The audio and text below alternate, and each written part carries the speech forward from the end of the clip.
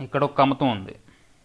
ఇక్కడ దీనిలో కూడా ఏ అనే కమతం ఉంది, అలానే బి అనే కమతం ఉంది, సి అనే కమతం ఉంది, డి అనే కమతం ఉంది. ఇలా ఇలా ఉంది. అండ్ తర్వాత ఇక్కడ ఇట్లా మనకి వేరు వేరు కమతాలు ఉన్నాయి.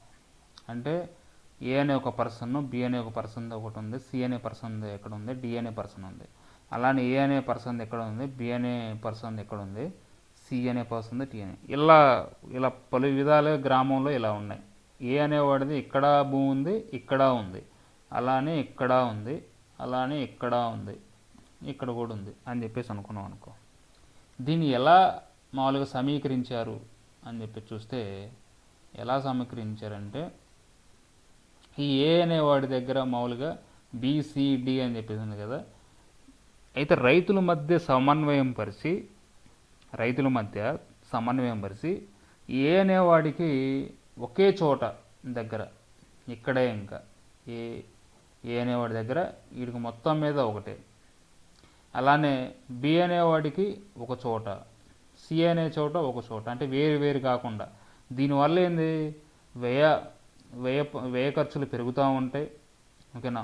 అలానే మందు ఖర్చులు పెరుగుతూ ఉంటుంటే, ఎరువు ఖర్చులు పెరుగుతూ ఉంటుంటే, ఇక్కడ వేయాలి, ఇక్కడ వేయాలి, ఇక్కడ వేయాలి, ఇక్కడ వేయాలి. ఇంకొకటి ఏదన్నా మామూలుగా యంత్రాల ఖర్చులు కానీ లేకపోతే ఇలాంటివి మొత్తం అధిక వ్యయం అవుతున్నాయి. కాబట్టి ఒకే చోట ఉండేటట్టుగా అడ్జస్ట్మెంట్ చేశారనమాట ఈ యొక్క కమతాల సమీకరణంలో.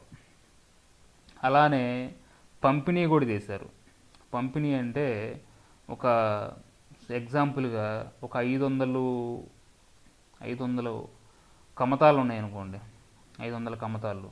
ఈ 500 కమతాలు ఒక 300 మందికి పంచేటట్టుగా 300 మందికి పంపిణీ చేస్తారు. పంపిణీ అంటే మొత్తం ఒకటి పేరు మీదే కాకుండా ఆ కుటుంబంలో ఉన్న వ్యక్తులకి పంపిణీ చేయడం వేరువేరుగా. సో ఈ విధంగా రైతులకి సమానంగా కేటాయించడం, ఓకేనా, సమభాగాలుగా విభజించి ఆ రైతులకి సమానంగా కేటాయించడమే ఈ కమతాల సమీకరణం అనేది. ఓకే.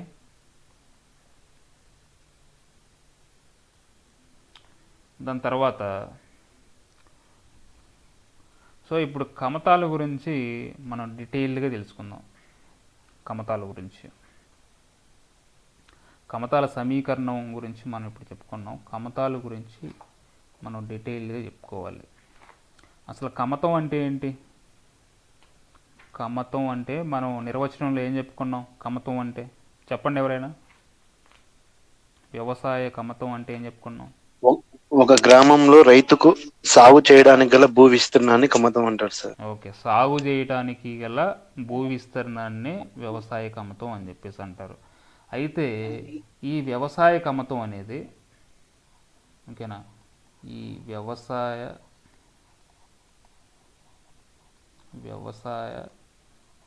వ్యవసాయ కమతం అనేది మనకి 2 రకాలుగా విభజించవచ్చు.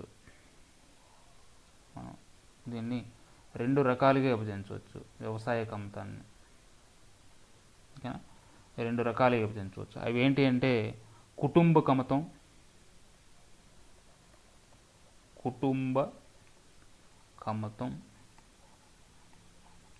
అలానే ఆర్థిక కమతం.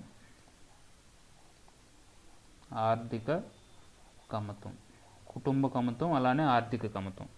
కుటుంబ కమతం అంటే ఎలా దీన్ని బేస్ చేసుకొని చేశారంటే ఉపాధి ఆధారంగా.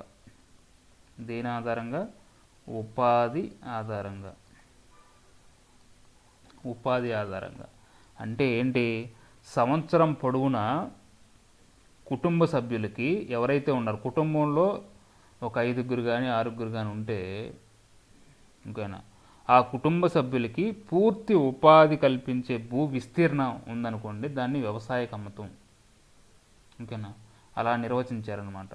ఏది కుటుంబ కమతం అనేది సంవత్సరం పొడవునా ఆ కుటుంబ సభ్యులకి పూర్తిగా ఉపాధి కల్పించాలి. ఇప్పుడు సపోజు ఒక గ్రామంలో ఉన్నారు, ఒక గ్రామంలో కుటుంబం ఉంది. కుటుంబం ఉంటే ఆ కుటుంబంలో అందరూ కూడా రైతు వ్యవసాయదారులైతే వాళ్ళకి సంవత్సరం పొడవునా వాళ్ళ పొలంలోనే కాకుండా ఆ యొక్క ఆ, ఆ గ్రామంలో సంవత్సరం పాటున సంవత్సరం పాటున పూర్తి ఉపాధి కల్పించాలి. మీరు చూసే ఉంటారు మీ గ్రామాల్లో ఆ, ఇది తొలకరి వానల నుంచి మళ్ళీ ఎండాకాలం వరకు ఏ రోజు కూడా నాగా పెట్టకుండా, ఏ రోజు కూడా విశ్రాంతి లేకుండా కలుపులకి, పత్తి తీయడానికి, మిరప మిరప పంట కొయ్యడానికి, తర్వాత కల్లాలకి కల్లం చేయడానికి, దాని తర్వాత నాట్లు వేయడానికి ప్రతిరోజు కూడా పనులు ఉంటాయి. సో ఇలాంటి ఉపాధి ఉంటే కుటుంబ సభ్యులకి పూర్తి ఉపాధి ఉంటే దానిని కుటుంబ కమతం అని చెప్పేసి అంటాం. కుటుంబ కమతం ఏదైతే ఆ కమతం ఆ కుటుంబాలకి మొత్తానికి కూడా ఉపాధి ఇస్తుందో దాన్ని కుటుంబ కమతం అని చెప్పేసి అంటాం. అలానే ఆర్థిక కమతం. ఆర్థిక కమతం అంటే దీనిని ఎట్లా అంటే జీవన వ్యయం ఆధారంగా, జీవన వ్యయం ఆధారంగా, జీవన వ్యయం ఆధారంగా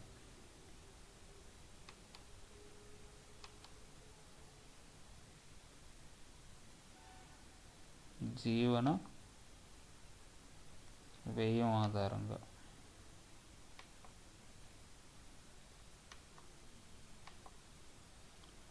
జీవన వ్యయం ఆధారంగా అయితే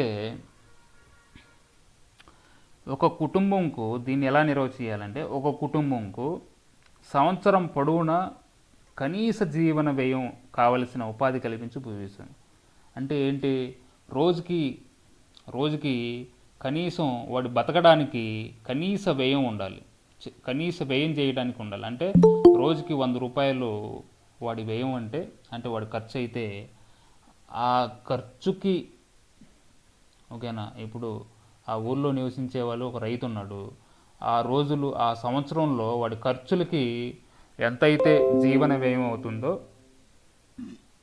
దానికి ఆ జీవన వ్యయం ఆధారంగా జీవన వ్యయం ఇచ్చే కమతం ఏంటంటే ఆర్థిక కమతం. ఓకేనా. అంటే వాడి ఖర్చులకి వాడి కనీస జీవన వ్యయం ఇవ్వాలి. అటువంటి కమతాన్నే మనం ఆర్థిక కమతం అని చెప్పేసి అంటాం. ఈ విధంగా నిర్వచించవచ్చు కుటుంబ కమతం. అలానే ఆర్థిక కమతం.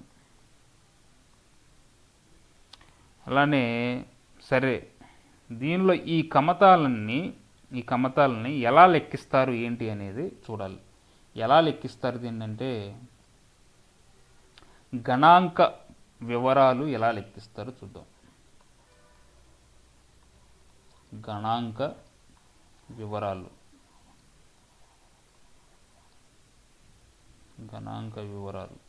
ఎలా లెక్కిస్తారో చూద్దాం. ఇంకా ఈ కమతాల గణన ఈ వ్యవసాయ గణన ఎలా చేస్తారో చూద్దాం. వ్యవసాయ గణన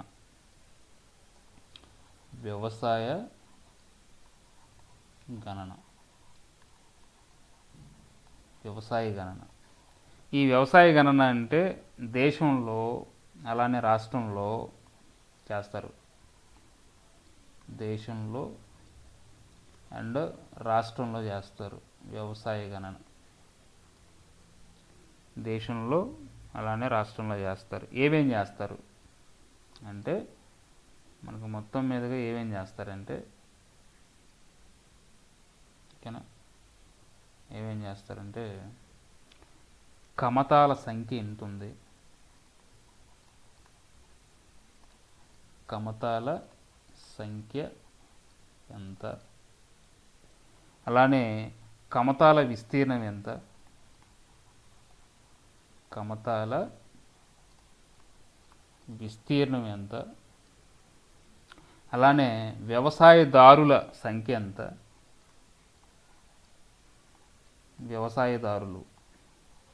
వ్యవసాయం చేసుకునే వాళ్ళు ఈ వ్యవసాయదారుల సంఖ్య ఎంత, అలానే ఏ పంటలు పండిస్తున్నారు, ఏ పంటలు పండిస్తున్నారు, ఏ పంటలను పండిస్తున్నారు, ఇవన్నీ కూడా మనకి వ్యవసాయ గణనలో వస్తాయి. వ్యవసాయ గణనలో వస్తాయి. వ్యవసాయ గణనలో వస్తాయి. అయితే ఈ వ్యవసాయం అనేది దేశంలో రాష్ట్రంలో చేస్తారు అని చెప్పేసి మనం అనుకున్నాం. దేశంలో చేస్తారు, అలానే రాష్ట్రంలో కూడా చేస్తారు అని చెప్పేసి అనుకున్నాం. ఓకేనా? ఎలా చేస్తారు ఈ వ్యవసాయ గణన, ఎవరు చేస్తారు ఈ వ్యవసాయ గణన అనేది చూద్దాం ఇప్పుడు.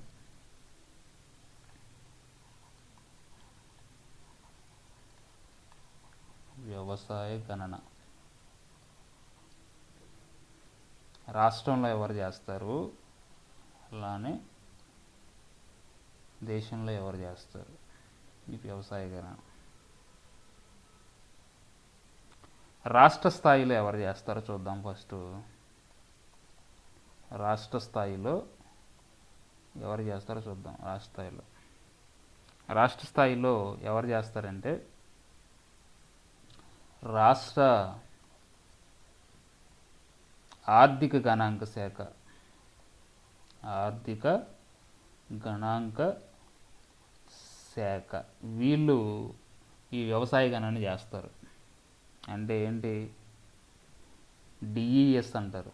డిఈఎస్ ఏంటి అంటే డైరెక్టరేట్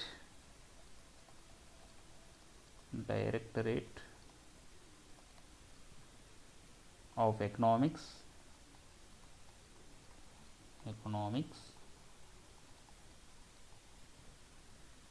అండ్ స్టాటిస్టిక్స్.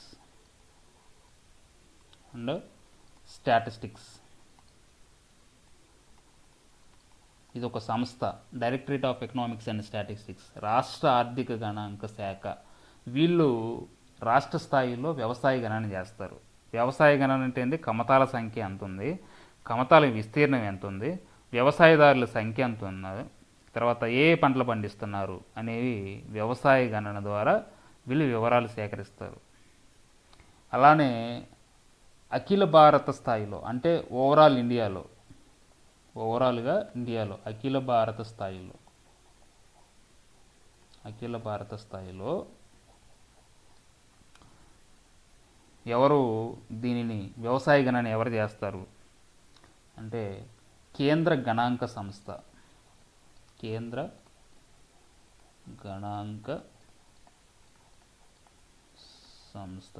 గణాంక సంస్థ అంటే ఏంటి? సిఎస్ఓ అంటే ఏంది? సెంట్రల్ స్టాటిస్టికల్ ఆర్గనైజేషన్, కేంద్ర గణాంక సంస్థ. ఓకేనా? సరే, ఈ రాష్ట్ర స్థాయిలో రాష్ట్ర ఆర్థిక గణాంక శాఖ వ్యవసాయ గణన చేస్తుంది. ఎన్ని సంవత్సరాలకు ఒకసారి ఈ వ్యవసాయ గణన చేస్తుంది? ఈ వ్యవసాయ గణనలో ఈ యొక్క పూర్తి వివరాలు, కమతాల సంఖ్య ఎంత, కమతాల విస్తీర్ణం ఎంత, వ్యవసాయదారులు ఎంతమంది ఉన్నారు, ఏ పంటలు పండిస్తున్నారు అనేసి ఒక గణన అయితే చేస్తుంది. ఇంకా లెక్కలు కట్టిద్ది. ఇది ఎన్ని సంవత్సరాలకు ఒకసారి చేసిద్ది అంటే 5 yearsకి ఒకసారి చేసిద్ది. ఎన్ని సంవత్సరాలకు ఒకసారి? 5 yearsకి ఒకసారి. ఇది గుర్తుంచుకోండి. ఇది 5 yearsకి ఒకసారి చేసిద్ది. 5 సంవత్సరాలకు ఒకసారి చేసిద్ది. అలానే అఖిల భారత స్థాయిలో కేంద్ర గణాంక సంస్థ ఈ వ్యవసాయ గణన అనేది ఎన్ని సంవత్సరాలకి చేసిద్ది? ఎన్ని సంవత్సరాలకు ఒకసారి ఈ వ్యవసాయ గణన చేస్తుంది అంటే 10 సంవత్సరాలకు ఒకసారి. 10 years, 10 సంవత్సరాలకు ఒకసారి చేస్తుంది. 10 సంవత్సరాలకు ఒకసారి లెక్క కట్టిద్ది. ఓకేనా?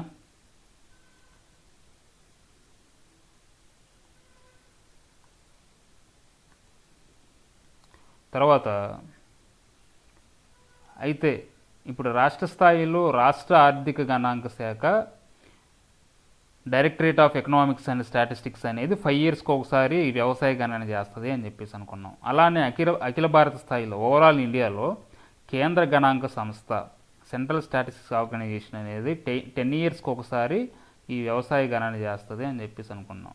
అయితే దేశంలో అలానే రాష్ట్రంలో ఈ రాష్ట్రాలలో ఈ యొక్క గణాంక శాఖలు directorate of economics and statistics కానీ, అలానే సిఎస్ఓ కానీ, సెంట్రల్ స్టాటిస్టిక్స్ ఆర్గనైజేషన్ కానీ ఎప్పటి నుంచి ఈ యొక్క వ్యవసాయ గణన చేస్తున్నాయి అనేది కావాలి. ఎప్పుడు నుండి? ఓకేనా? ఎప్పటి నుంచి దేశంలో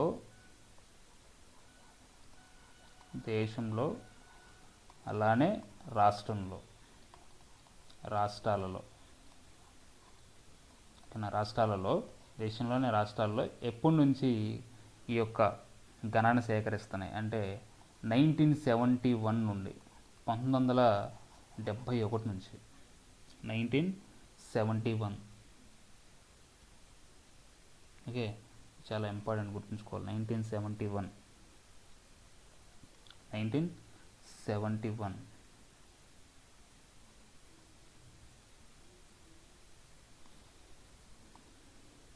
తర్వాత కమతాల విస్తీర్ణం ఉంటే ఈ కమతాలని ఎన్ని రకాలుగా వర్గీకరించవచ్చు? కమతాల విస్తీర్ణం ప్రకారం, కమతాల విస్తీర్ణాన్ని ఆధారంగా చేసుకొని, ఓకేనా, విస్తీర్ణం ఆధారంగా ఈ కమతాన్ని ఎన్ని రకాలుగా విభజించవచ్చు అంటే మొత్తం మీదుగా ఇక్కడ చూద్దాం. ఎన్ని రకాలుగా అంటే 5 రకాలుగా విభజించవచ్చు. 5 రకాలుగా విభజించవచ్చు. అవి ఏంటి చూద్దాం. ఏంటియో, ఒకటి ఉపాంత కమతాలు. ఉపాంత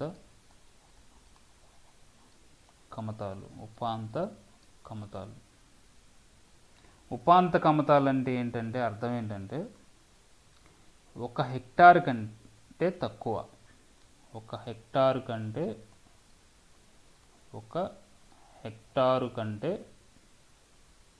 తక్కువ, లెస్ దాన్ 1 హెక్టార్ కంటే తక్కువ ఉండాలి. హెక్టార్ అంటే ఎంత? 2.5 ఎకరాలు, అంటే 2.5 ఎకరాలని మనం హెక్టార్ అని చెప్పేసి అంటాం.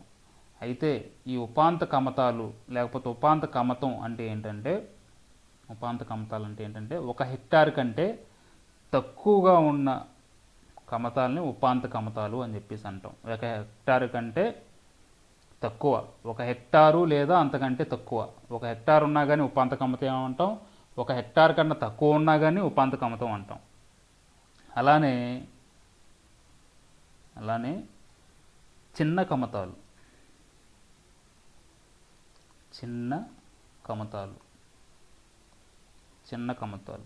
చిన్న కమతాలని ఎలా నిర్వచించవచ్చు అంటే 1 హెక్టారు నుండి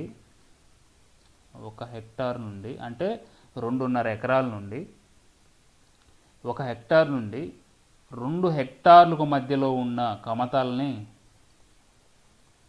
ఓకేనా, 1 హెక్టార్ నుంచి 2 హెక్టార్ల మధ్యలో ఉన్న కమతాలని మనం చిన్న కమతాలు అని చెప్పేసి అంటాం.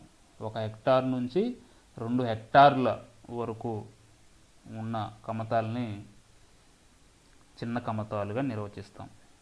అలానే చిన్న మధ్యస్థ కమతాలు చూద్దాం. చిన్న మధ్యస్థ కమతాలు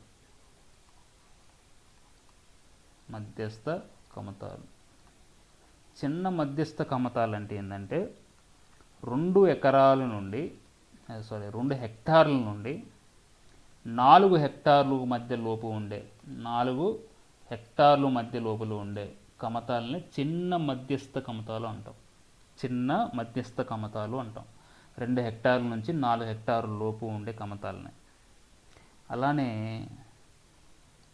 మధ్యస్థ కమతాలు అంటే చూద్దాం. మధ్యస్థ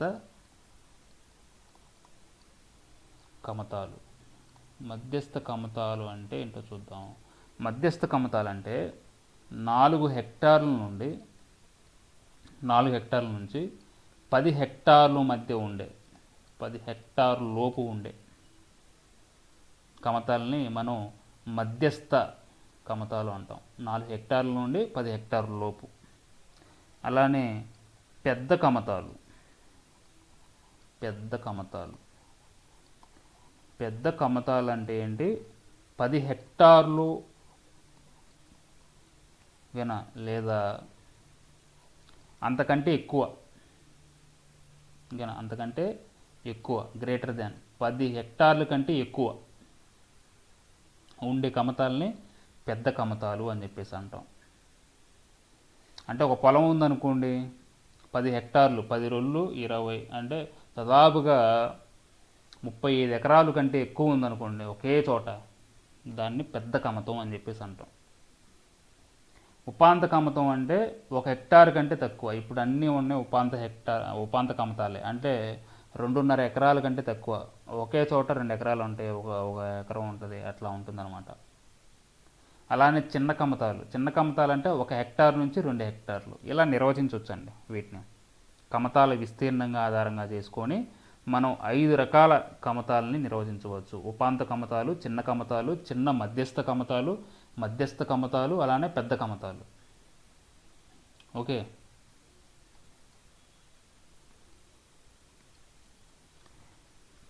ఇప్పుడు మనం కమతాల గురించి మాట్లాడుకున్నాం. నేను ఆల్రెడీ ఈ మ్యాటర్ చెప్పాను. 1 హెక్టారు లేదా అంతకంటే తక్కువ 1 హెక్టారు లేదా అంతకంటే తక్కువ భూమి కలిగిన రైతుని ఏమంటారు? 1 హెక్టారు లేదా అంతకంటే తక్కువ భూమి కలిగిన రైతుని ఏమంటారు అంటే సన్నకారు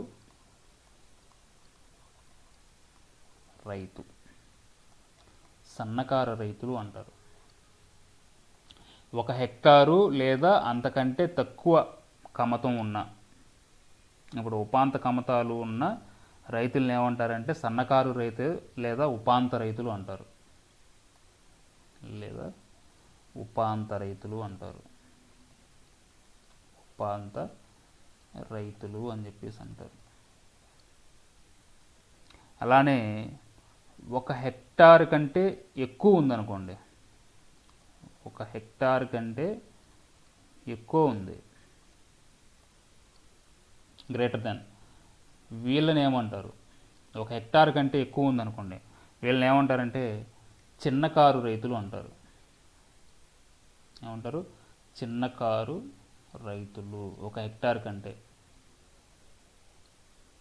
అంటే ఇక్కడ ఏంది? 1 హెక్టార్ అంటే 2.5 ఎకరాల కంటే తక్కువ.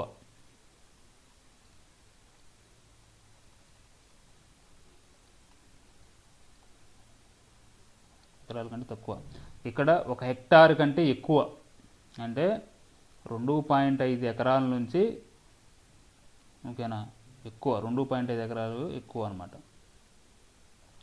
అలానే ఇంకా మూడోది ఏంటంటే 10 హెక్టార్ల కంటే ఎక్కువ ఉందనుకోండి భూమి, 10 హెక్టార్ల కంటే భూమి ఎక్కువ ఉందనుకోండి, 10 హెక్టార్ల కంటే ఎక్కువ కమతం ఉందనుకోండి, అలాంటి రైతుల్ని ఏమంటారంటే భూస్వామి అంటారు.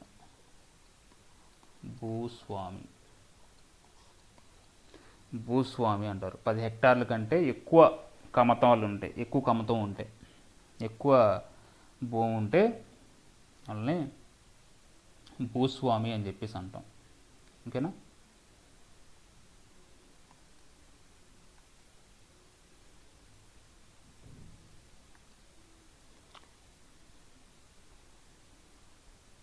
అయితే 1971 మనం 1971 నుంచే కదా మనకి చేస్తుంది గణన. ఓకేనా? దేశంలో ఎప్పుడు నుంచి చేస్తున్నారు? 1971 నుంచి చేస్తున్నారు. సో ఈ 1971 చూసుకుంటే దేశంలో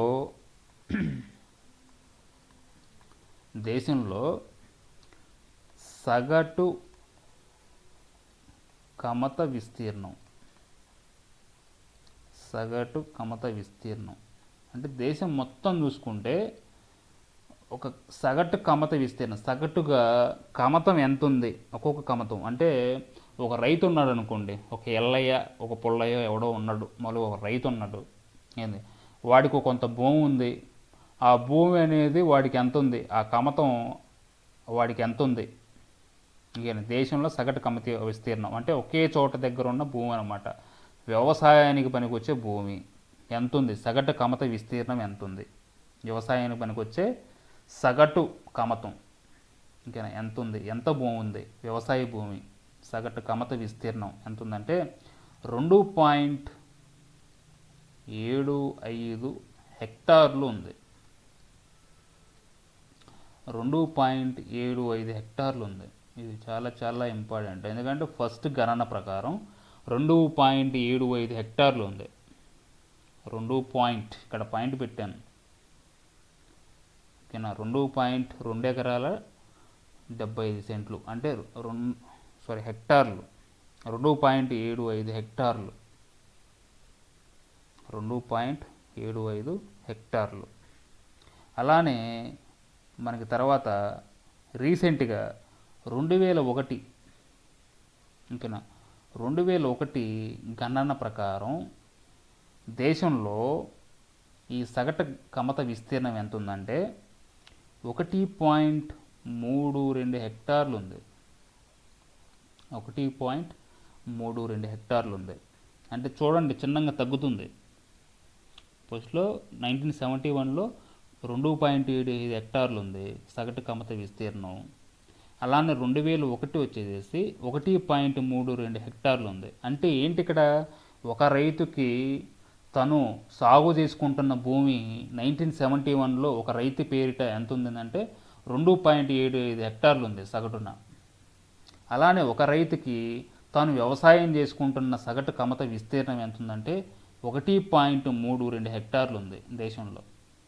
1.32 హెక్టార్లు ఉంది సగటు కమత విస్తీర్ణం సగటున ఓకేనా. ఇప్పుడు మనకి 2011 గణన చూసుకుంటే ఓకేనా 2011 చూద్దాం.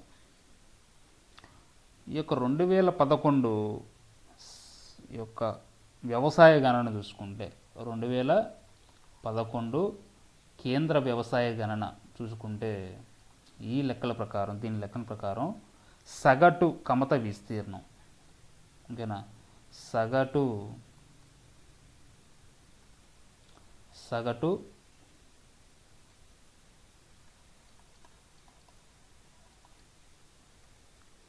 కమత విస్తీర్ణం ఎంత ఉంది, కమత విస్తీర్ణం ఒక్కొక్క రైతు ఒక రైతు ఉన్నాడంటే వాడు ఆ 2011 సంవత్సరానికి వచ్చేసరికి ఒక రైతుకి తను పండించే భూమి ఓకేనా తనకి ఉండే పంట పండే భూమి కమత విస్తీర్ణం కమతం అంటారు కదా, ఆ కమత విస్తీర్ణం ఎంత ఉందంటే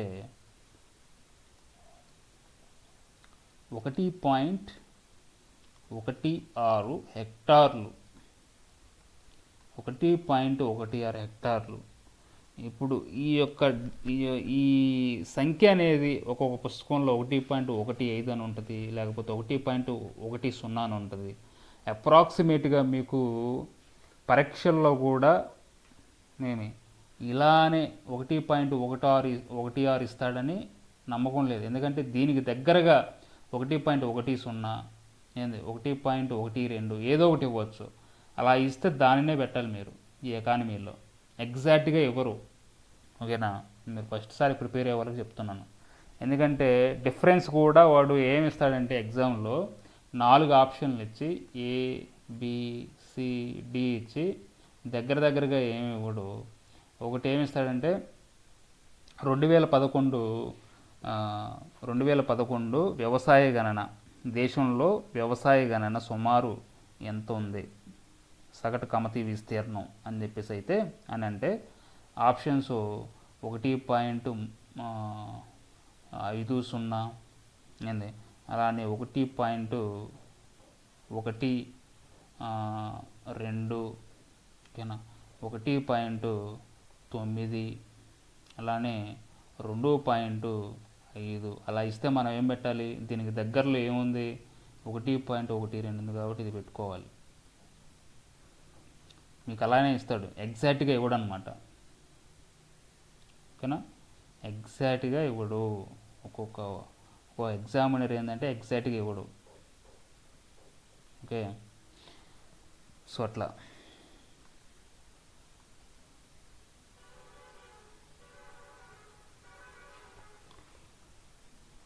అంటే ఇప్పుడు సగటు కమత విస్తీర్ణం గురించి మాట్లాడుకున్నాం మనం. సగటు కమత విస్తీర్ణం. అయితే ఈ సగటు కమత విస్తీర్ణానికి అంటే మనం ఎలా నిర్వచించాలి దీన్ని? సగటు కమత విస్తీర్ణం అంటే ఏంటి అసలు? సగటు కమత విస్తీర్ణం అంటే ఏంటంటే, ఓకేనా, ఏమి లేదు, మొత్తం విస్తీర్ణం వేయాలి ఫస్ట్. మొత్తం విస్తీర్ణం అంటే మన దేశంలో ఉన్న మొత్తం భూ విస్తీర్ణం అనేది వేయాలి. తర్వాత 2 కమతాల సంఖ్య పై కమతాల సంఖ్య, ఈ 2 అంశాల ఆధారంగా చూస్తారు మొత్తం విస్తీర్ణంపై కమతాల సంఖ్య. మన రాష్ట్రంలో కూడా అంతే, లేకపోతే మన ఊర్లో కూడా అంతే, ఏ ప్రాంతంలో అయినా కానీ. ఇప్పుడు మన ఊరిలో అనుకోండి, మా ఒక విలేజ్లో అనుకోండి, మొత్తం కలిపి అసలు విస్తీర్ణం ఎంత ఉందో పైన వేసుకోవాలి. సుమారుగా మొత్తం కమత విస్తీర్ణం ఎంత ఉందంటే సుమారుగా ఒక ఊర్లో మనం ఎకరాల లెక్క చూసుకుందామా, లేకపోతే సరే ఏ లెక్క అయినా కానీ ఒక విలేజ్లో 1000 హెక్టార్లు ఉందనుకోండి. 1000 హెక్టార్లు ఉంది భూమి, పంట పండే భూమి మొత్తం మీదుగా అందరు రైతుల దగ్గర 1000 హెక్టార్లు ఉంది. ఓకేనా? 1000 హెక్టార్లు ఉంది. అయితే కమతాల సంఖ్య కావాలి అంటే ఒక్కొక్క రైతుకి ఒక కమతం ఉంటుంది. ఓకేనా? ఒక్కొక్క రైతుకి ఒక కమతం ఉంటుంది. ఇక్కడ శ్రీలక్ష్మి గారికి ఒక 3 ఎకరాలు, అదొక కమతం. అలానే సుబ్బయ్య గారికి, జింకా సుబ్బయ్య గారికి ఒక 2 ఎకరాలు ఉంది, అదొక కమతం. అలానే బ్రహ్మయ్య గారికి ఏంది ఒక 3 ఎకరాలు ఉంది, అదొక కమతం. అలానే కోమలి గారికి ఒక 10 ఎకరాలు ఉంది, ఆమె భూస్వామి, ఇంకొక అదొక కమతం. ఇలా కమతాలు ఎన్ని సంఖ్యలో ఉన్నాయి, ఎన్ని ఉన్నాయి మనకి కమతాలు, అలా కమతాలు ఎన్ని ఉన్నాయి. అలానే బ్రహ్మయ్య గారికి ఒక 4 ఎకరాలు ఉంది, అదొక కమతం. అలా ఎన్ని సంఖ్యలో కమతాలు ఉన్నాయి, ఇప్పుడు అర్థమైందా? ఆ కమతాలు మనకి కావాలి. ఇలా మొత్తం మీదుగా కమతాలు ఎన్ని ఉన్నాయంటే ఒక 100 కమతాలు ఉన్నాయని చెప్పేసి అనుకున్నాం. ఒక 100 మంది ఉన్నారు రైతులు, 100 కమతాలు ఉన్నాయని చెప్పేసి.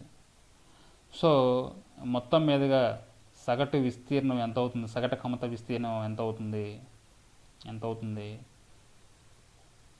10. ఎంత అవుతుంది? 10 హెక్టార్లు అవుతుంది. సగటు కమత విస్తీర్ణం 10 హెక్టార్లు అవుతుంది. ఇలా ఉంటుంది. ఓకేనా? ఇలా సగటు కమత విస్తీర్ణాన్ని మనం నిర్వచించుకోవచ్చు.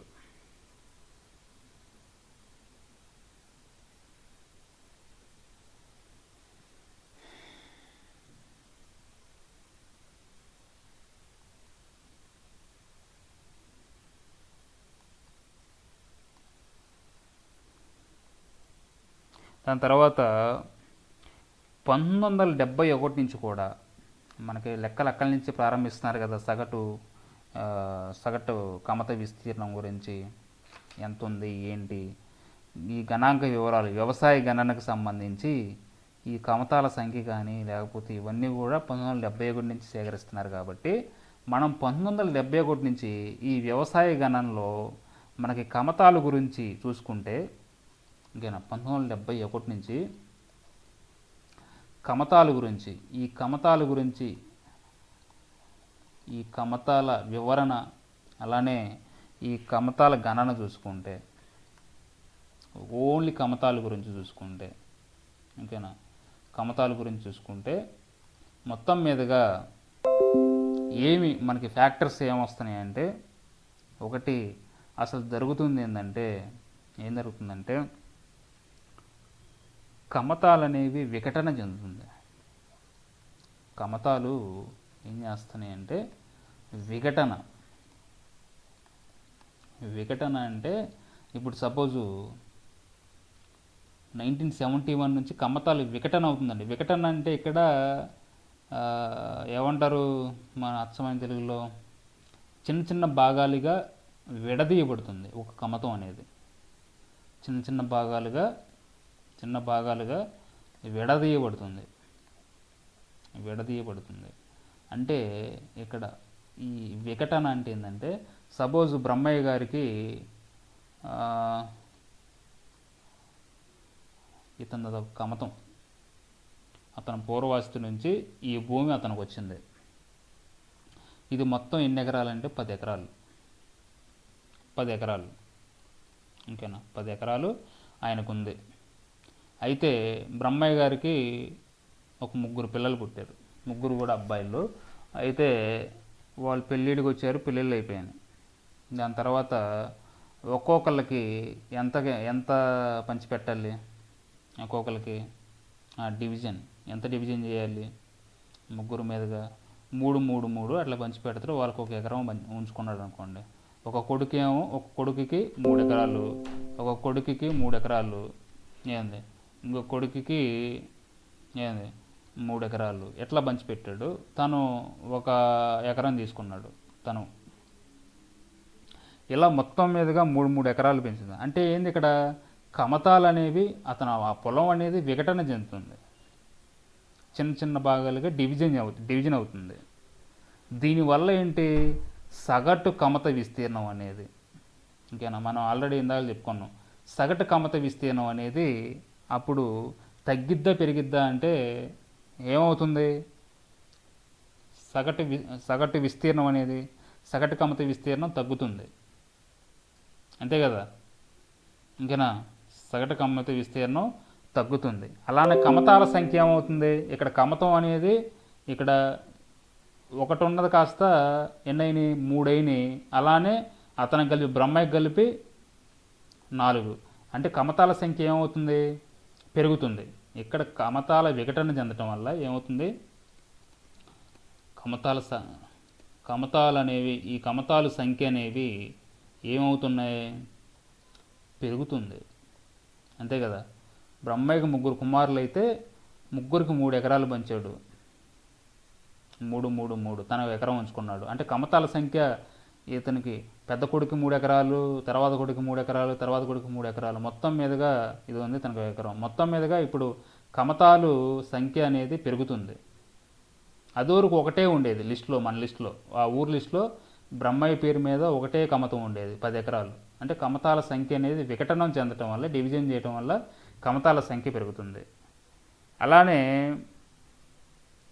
మనం అనుకున్నాం సగటు కమత విస్తీర్ణం, ఓకేనా. సగటు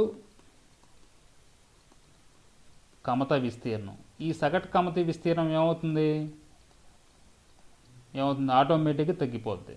మీరు చూసుకోండి, కాకపోతే తర్వాత సగటు కమత విస్తీర్ణం పూర్తి తగ్గిపోతుంది అనమాట. అది పెరిగితే ఇది తగ్గుతుంది, ఇలా తగ్గుతుంది అనమాట, ఓకేనా.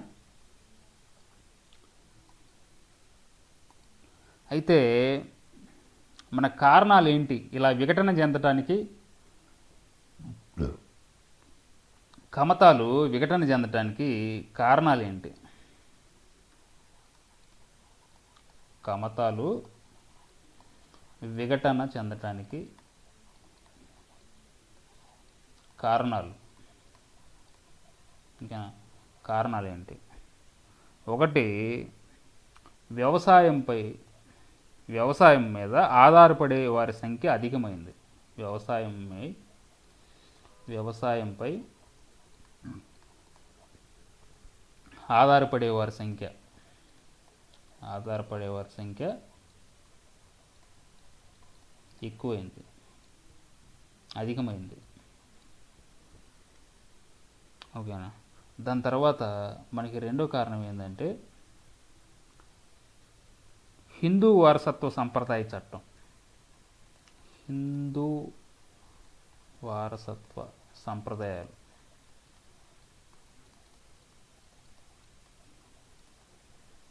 అంటే ఏంది, మనకి మనది మన భారతదేశం అనేది పితృస్వామిక సమాజమా లేకపోతే మాతృస్వామిక సమాజమా మంది? మన భారతదేశం అనేది పితృస్వామిక సమాజమా మాతృస్వామిక సమాజమా? ఏమండి? పితృస్వామిక సమాజం. ఇంకేనా? పితృస్వామిక సమాజం కాబట్టి దీనివల్ల ఏంటి ఫ్యాక్టర్స్ ఇక్కడ ఏమవుతున్నాయంటే, ఒక పర్సన్ ఉన్నాడు, ఇప్పుడు బ్రహ్మయే ఉన్నాడు, ఇతనికి ముగ్గురు అబ్బాయిలు ఒక అమ్మాయి అని చెప్పేసి అనుకుందాం. తనకి కొంత భూమి ఉంది, ఏంది 10 ఎకరాలు ఉంది. ఈ 10 ఎకరాలు కూడా, ప్లీజ్ మ్యూట్ చేయండి. ఓకే, ఈ 10 ఎకరాలకు కూడా ఎవరికి పంచి పెడతాడండి? 10 ఎకరాలు కూడా ఎవరికి పంచి పెడతాడు? తన ముగ్గురు కుమారులకు మాత్రమే పంచి పెడతాడు. అంతేనా? ముగ్గురికి పంచి పెడతాడు. అమ్మాయికి పంచి పెడతాడా? పెట్టాడు. ఎందుకంటే మనది హిందూ వారసత్వ సంప్రదాయం కాబట్టి, అలానే పితృస్వామిక సమాజం కాబట్టి మగవారికి మాత్రమే హక్కులు, భూ యాజమాన్య హక్కులు ఉండేవి అప్పుడు. ఇంకేనా? స్త్రీలకి భూ యాజమాన్య హక్కులు ఉండేవి కాదు. భూ యాజమాన్య హక్కులు ఉండేవి కావు. ఇంకా ఓన్లీ కేవలం మేల్ పర్సన్స్కే ఉండేవి. ఓకేనా? అయితే ఇక్కడ మనకి ఏం జరిగిందంటే, ఈ కమతాల విఘటన అనేది ఇది కూడా ఒక కారణం. ఎట్లా జరిగిందంటే, ఎలా విఘటన చెందిందంటే, మనకి 9వ పంచవర్ష ప్రణాళిక, 9వ పంచవర్ష ప్రణాళిక ఎప్పుడు జరిగింది? ఏ కాలంలో జరిగింది ఇది? 9వ పంచవర్ష ప్రణాళిక 1997 to 2002 ఈ కాలంలో జరిగింది. ఈ కాలంలో మనకి ముఖ్యంగా మహిళా సాధికారత వచ్చింది. మహిళా సాధికారత, ఇంకేనా? అంటే అన్ని రంగాలలో కూడా మహిళలు పురుషులతో పాటు సమానంగా తన యొక్క సాధికారత ఉంటుంది. మహిళా సాధికారత చట్టాలు వచ్చాయి మనకి. ఇంకేనా? మనకి ఒకసారి చూసుకుంటే ఎన్టీఆర్ కూడా మగవాళ్ళతో పాటు ఆడవాళ్ళకి కూడా అన్ని రకాల హక్కులు ఉండాలి, భూమిని కూడా పంచిపెట్టాలి, సో కూతురుకు కూడా ఆస్తి హక్కు ఉంటుంది ఆ యొక్క కుటుంబంలో అని చెప్పేసి మనకి చట్టాలు కూడా రావడం జరిగింది.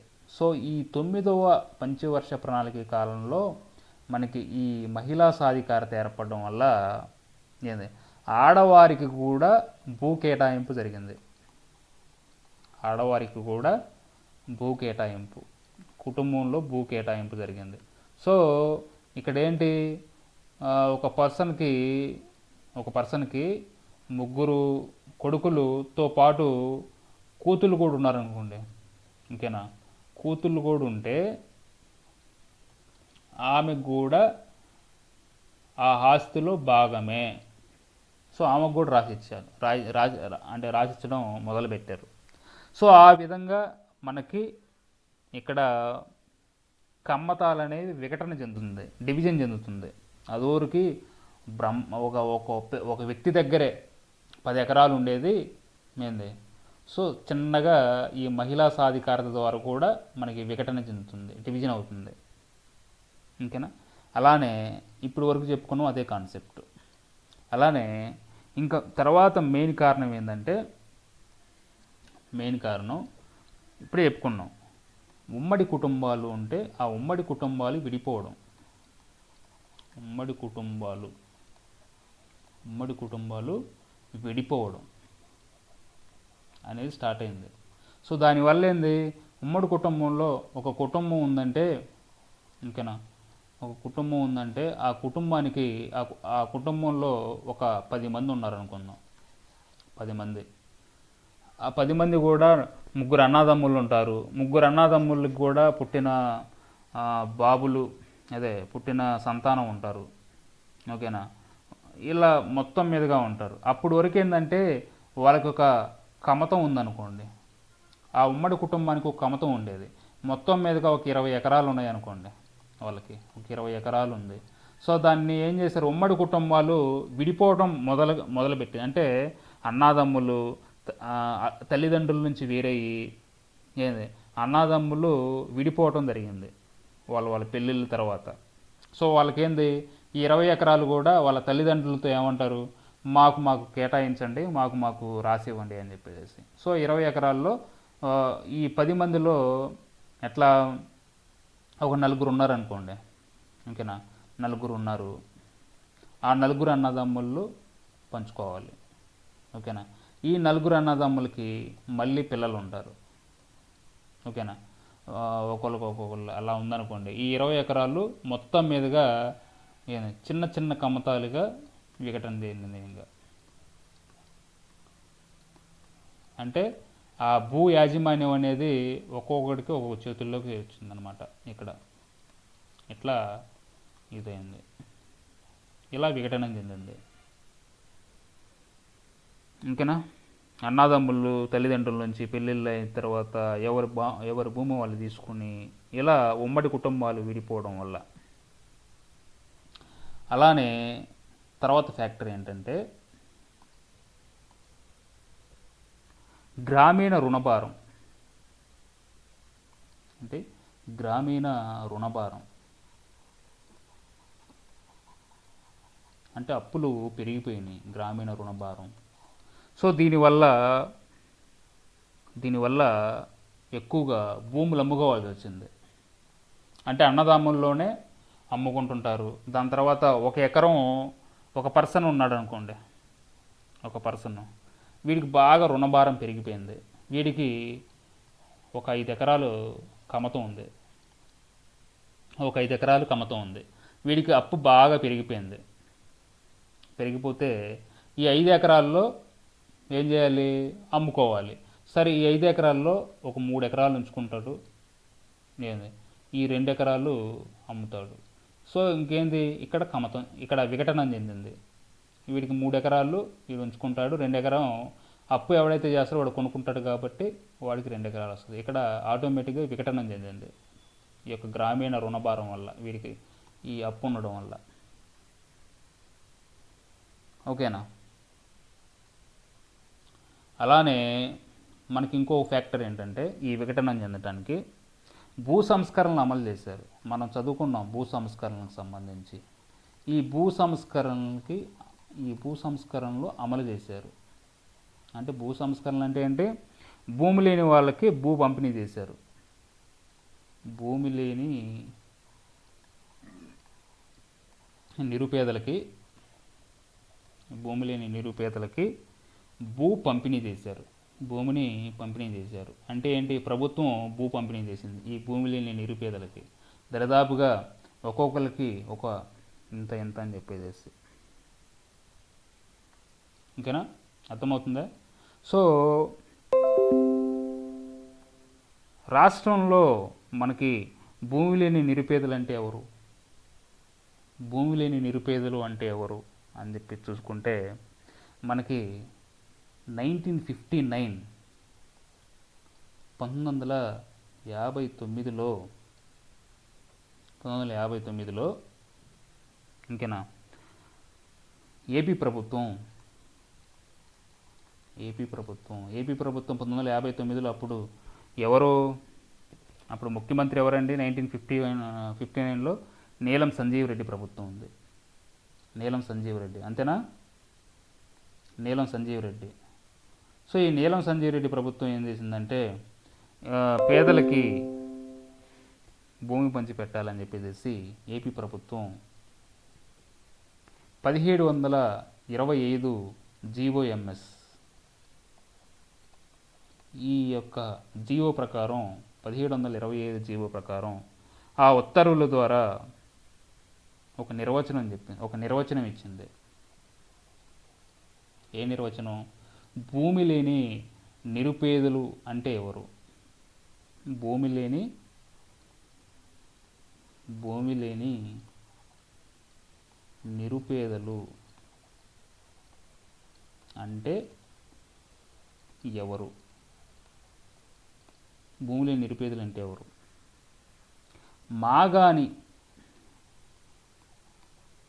మాగాని భూమి, ఇంకేనా, మాగాని 2.5 అంటే 2.5 ఎకరాలు, 2.5 ఎకరాలు. అలానే మెట్ట భూమి, ఓకేనా, మెట్ట భూమి 5 ఎకరాలు, 5 ఎకరాలు కంటే తక్కువ ఉండేవారిని, ఈ యొక్క 2.5 ఎకరాల కంటే తక్కువ, మెట్ట భూమి 5 ఎకరాల కంటే తక్కువ ఉన్న ఆ యొక్క ఎవరైతే ఉన్నారో వాళ్ళని నిరుపేదలు అని చెప్పేసి, అంటే భూమి లేని నిరుపేదలుగా నిర్వచించింది. భూమి లేని నిరుపేదలుగా నిర్వచించింది. మాగాని 2.5 ఎకరాలు కంటే తక్కువ ఉన్న, అలానే మెట్ట భూమి ఎవరికైతే 5 ఎకరాల కంటే తక్కువ ఉన్న భూమి లేని నిరుపేదలుగా గుర్తించింది. భూమి లేని నిరుపేదలుగా గుర్తించింది. మాగాని 2.5 ఎకరాలు కంటే తక్కువ ఉన్న, అలానే మెట్ట 5 ఎకరాల కంటే తక్కువ ఎవరికైతే ఉందో వాళ్ళని భూమి లేని నిరుపేదలుగా గుర్తించింది. ఓకేనా? అలానే సో దీని ద్వారా మనకి అప్పుడు పంచిపెట్టారు. ఈ భూ సంస్కరణలో ఈ జీవోఎంఎస్ ద్వారా అప్పుడు భూ పంపిణీ జరిగింది. ఓకేనా?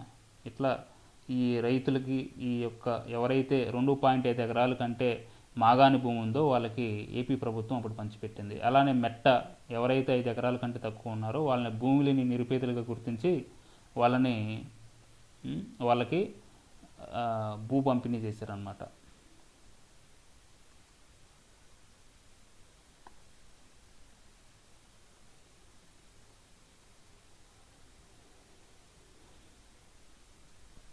తర్వాత మనకి 2004లో కాంగ్రెస్ పార్టీ అధికారంలోకి వచ్చింది. 2004లో కాంగ్రెస్ పార్టీ అధికారంలోకి వచ్చిన తర్వాత ఎవరప్పుడు ముఖ్యమంత్రి? వైఎస్ఆర్. ఇంకేనా? అధికారంలోకి వచ్చిన తర్వాత వీళ్ళు ఏం చేశారంటే నక్సలైట్ల యొక్క సమస్యను పరిష్కరించారు. ఈ నక్సలైట్లని సమస్యను పరిష్కరించే ప్రయత్నంలో వారిని చర్చలకు ఆహ్వానించారు. చర్చలకి ఎవరిని? నక్సలైట్లని. ఇంకేనా? ఆహ్వానించిన తర్వాత ఈ చర్చల్లో ఈ నక్సలైట్లు ఏం చెప్పారంటే పేదవాళ్ళు ఎవరైతే ఉన్నారో, భూమి లేని నిరుపేదలు ఎవరైతే ఉన్నారో వాళ్ళకి భూ పంపిణీ చేయండి. ఇంకేనా? భూ పంపిణీ చేయండి, అదే మా లక్ష్యం, భూ పంపిణీ చేయండి, దానికే మేము ఉద్యమిస్తున్నాం అని చెప్పేసి నక్సలైట్లు అన్నారు. సో దీనికోసం వీళ్ళు ఆ చర్చలో ఒక కమిటీని ఏర్పాటు చేయండి.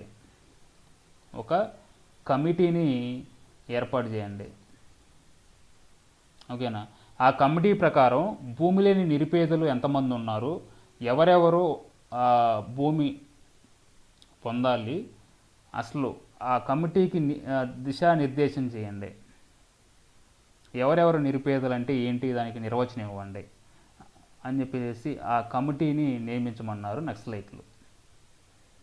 అయితే అప్పుడున్న ప్రభుత్వం, వైఎస్ఆర్ ప్రభుత్వం అనుకున్నట్లుగానే నక్సలైట్ల చర్చల ద్వారా ఒక కమిటీని ఏర్పాటు చేయాలంటే సరే మేము ఏర్పాటు చేస్తామని చెప్పేసి ఒక కమిటీని ఏర్పాటు చేసింది. ఆ కమిటీ పేరు ఏంటంటే కోనేరు రంగారావు కమిటీ. కోనేరు రంగారావు కమిటీ. ఈయనెవరు? కోనేరు రంగారావు ఎవరంటే 2004లో వైఎస్ఆర్ ప్రభుత్వం ఏర్పాటైన తర్వాత ఆ క్యాబినెట్లో ఏపీ పట్టణాభివృద్ధి శాఖ మంత్రి. ఏపీ పట్టణాభివృద్ధి శాఖ మంత్రి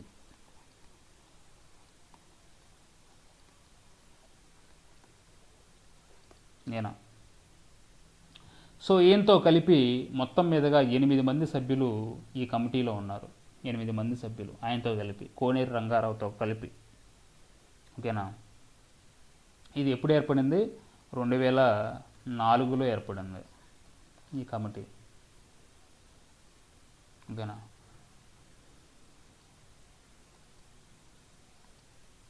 దాని తర్వాత ఈ కమిటీ ఎప్పుడు నివేదిక ఇచ్చిందంటే 2006లో తన నివేదిక ఇచ్చింది. 2006లో నివేదిక ఇచ్చింది. ప్రభుత్వం 2006లో ఈ నివేదిక తీసుకున్న తర్వాత, కోనేరు రంగారావు నుంచి తీసుకున్న తర్వాత ఆ నివేదికని బహిర్గతం చేయలేదు, అంటే బయటికి చెప్పలేదు. దాని తర్వాత సూచనలు కూడా అమలు చేయలేదు. వాళ్ళు ఇచ్చే ఏదైతే సూచనలు ఉన్నాయో అవి కూడా అమలు చేయలేదు. తర్వాత ప్రభుత్వం మీద ఒత్తిడి ప్రారంభమైంది. మీరు కోనేరు రంగారావు కమిటీలో ఏముందో చెప్పాలి, అసలు వాళ్ళు నివేదిక కూడా ఇచ్చారు అని ఆ ఒత్తిడి చేయడంతో, అందరూ ఒత్తిడి చేయడంతో ప్రభుత్వం ఆ నివేదికని 2007 మే 27న బహిర్గతం చేసింది. అంటే చెప్పింది ఏంటి దానిలో ఏముందని చెప్పేసి. మొత్తం మీదుగా చాలా సూచనలు చేశారు. ఇప్పుడు మనం ప్రజెంట్ కమతాల గురించి మాట్లాడుకుంటున్నాం కాబట్టి ఆ కమతాలలో ఈ కమిటీ ఇచ్చిన నివేదిక ఏముంది, ఈ టాపిక్ అయిపోయేంత వరకు ఏ కమిటీ ఏమి ఇచ్చారో కూడా చెప్తాను. వ్యవసాయ నీటిపారుదల మీద ఏమి ఇచ్చారు, దాని తర్వాత మనకి అన్ని, ఓకేనా, అన్నిటిలో వ్యవసాయ విధానాలకు సంబంధించి పరపతులు ఏమి ఇచ్చారు, అన్ని విధాలుగా ఇస్తారు వాళ్ళు. ఏమేమి చెప్పారో కూడా చెప్తాను. అయితే ఇప్పుడు భూ కమతాల మీద ఈ యొక్క కమిటీ ఏ నివేదిక ఇచ్చింది అని చెప్పేసి అంటే, మనం ఇందాక చెప్పుకున్నాం అసలు రాష్ట్రంలో భూమి లేని నిరుపేదలు అంటే ఎవరు అని చెప్పేసి మనం ఆల్రెడీ చూసుకున్నట్లయితే 1959లో మాగాణిలో 2.5 ఎకరాలు, అలానే మెట్టలో 5 ఎకరాలు తక్కువగా ఉంటే, ఆ 2.5 ఎకరాల కంటే, అలానే 5 ఎకరాల కంటే తక్కువగా ఉంటే, ఓకేనా, తక్కువగా ఉంటే వాళ్ళని నిరుపేద రైతులుగా గుర్తించారు. అప్పుడు నిరుపేద రైతులుగా గుర్తించారు. అయితే ఇప్పుడు ఈ కోనేరు రంగారావు కమిటీ దాన్ని సవరించి ఏం చేసిందంటే, మాగాణి భూమి 1 ఎకరం, అలానే మెట్ట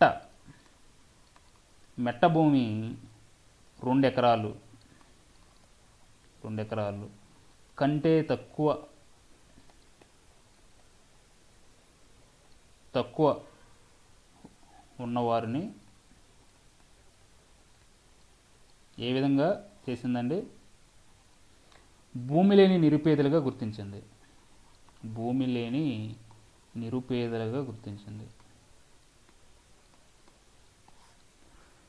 నిర్వచించింది. భూమి లేని నిరుపేదలుగా నిర్వచించింది. ఈ విధంగా చేసింది. ఓకేనా. ఈ విధంగా పంచిపెట్టింది. అప్పుడు కూడా మనకి ఆ వైఎస్ఆర్ ప్రభుత్వం కూడా భూమి లేని నిరుపేదలకి మాగాని 1 ఎకరం, మెట్ట 2 ఎకరాలు లేని, అంటే దీనికంటే తక్కువ ఉన్న వ్యక్తులకి, ఆ కుటుంబాలకి భూమిని పంచిపెట్టడం జరిగింది. భూ పంపిణీలో భాగంగా, భూ సంస్కరణలో భాగంగా. అయితే